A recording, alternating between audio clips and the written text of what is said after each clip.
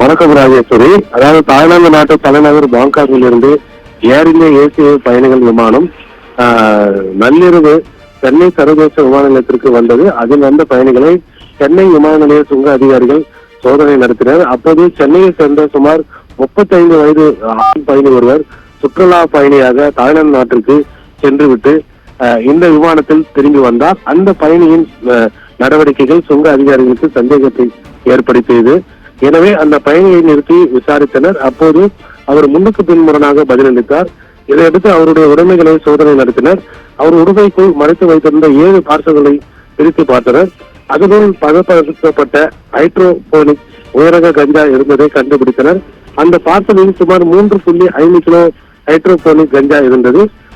அதன் சர்வதேச மதிப்பு ரூபாய் 3.5 கோடி ஆகும். இதையடுத்து சுங்க அதிகாரிகள் அந்த கடத்தல் பயணியை கைது செய்து கஞ்சாவையும் பறிமுதல் செய்தனர்.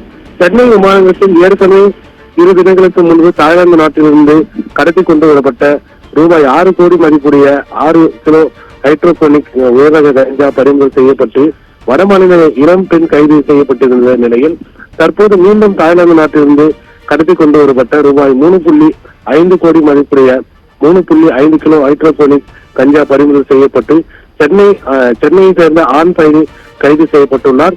சென்னை விமான நிலையத்தில் அடுத்தடுத்து 2 நாட்களில் ரூபாய் 9.5 கோடி மதிப்புடைய 9.5 கிலோ ஹைட்ரோபோனிக் உயரக கஞ்சா பறிமுதல் செய்யப்பட்டு வடமாநில இளம் பெண் உள்பட 2 போதை கடத்தல் பயணிகளை கைது செய்யப்பட்டுள்ள சம்பவம் பரபரப்பை ஏற்படுத்துவது. ராஜேஸ்வரி, நேர்களை முக்கிய செய்தியாக பார்த்துக் கொண்டிருக்கின்றோம். தாய்லாந்து நாட்டிலிருந்து கடத்தி வரப்பட்ட உயர் ரக கஞ்சா பறிமுதல் செய்யப்பட்டிருக்கிறது. விவரங்களை வழங்கினார் எமது செய்தியாளர் மனோகரன்.